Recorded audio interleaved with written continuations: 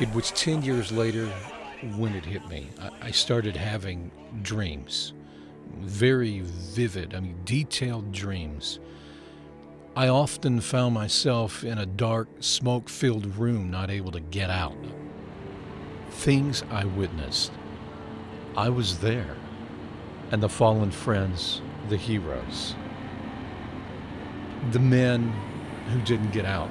For me, I was reliving events. I can't explain it. I can't put it into words. But I wasn't a firefighter. I wasn't an EMT. I wasn't a paramedic. So, I couldn't do anything. And I carried a camera. I spent 10 years in the company of these incredible heroes.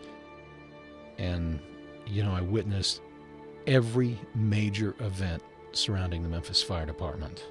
I began to realize that I was part of that story. And when I started, I wanted to tell that story, but never did. Now I can. I can tell the story of the decade of change.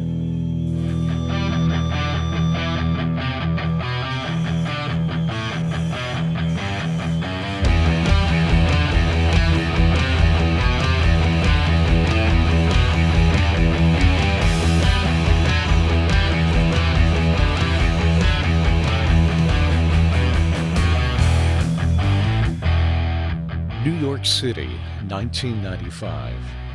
Understanding the story about the changes taking place in the decade of the 90s were solidified by my trip to New York. The opportunity of a lifetime came my way. FDNY. I had the chance to ride with the largest fire department in the United States. I was interested in finding out the differences between New York and Memphis operations.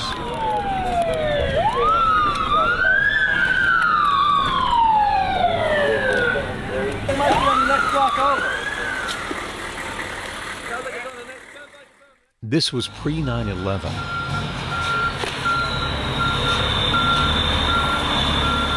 You see, New York City had separate divisions in their city services. Their EMS was separate from fire, and it was about to be combined. Well, Memphis already had fire and EMS in one division of government.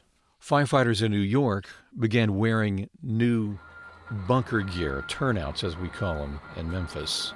Memphis had been wearing the same turnouts prior to New York. In 1995, New York's fire department's communications was pretty standard. And in some ways, New York was ahead of Memphis. I was going to this as an extra chief on a multiple alarm. Kevin and I would get this come up, print out the message of who's there, so then when we get to the scene, we can set up a command post, a communications center, and keep track of every company that's there already.